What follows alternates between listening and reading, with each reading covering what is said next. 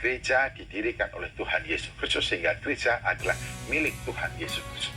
Kalau gereja adalah milik Tuhan Yesus Kristus, maka gereja harus dioperasionalkan sesuai dengan keinginan, kemauan, kehendak, dan perkenan dari Tuhan kita, Yesus Kristus.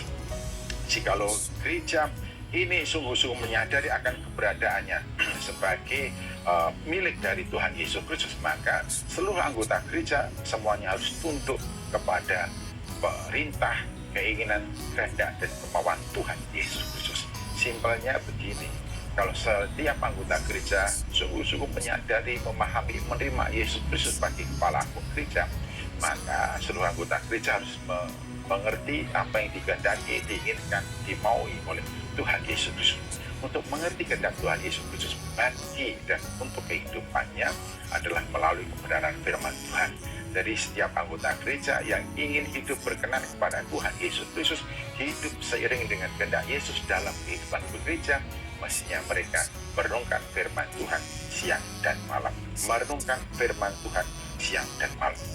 Nah, didasarkan kebenaran firman Tuhan ini, sebetulnya kita memang melihat kenyataan di dalam kehidupan gereja.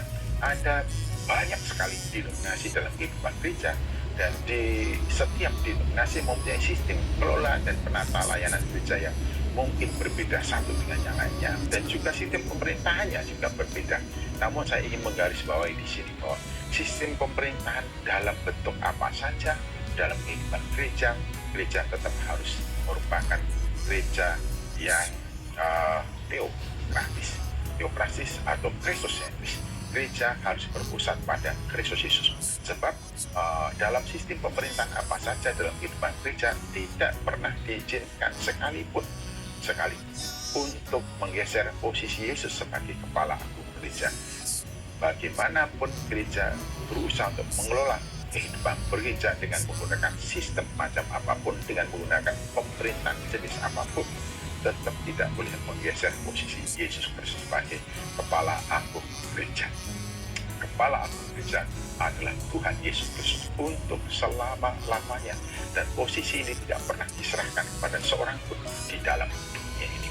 Yesus Kristus adalah kepala agung gereja. Gereja harus berpusat dan melaksanakan apa yang menjadi kehendak Tuhan Yesus Kristus, kepala agung gereja. Semua anggota gereja dan juga semua pengurus gereja harus melaksanakan tugas-tugas sesuai dengan petunjuk dari Tuhan Yesus Kristus. Yesus adalah kepala agung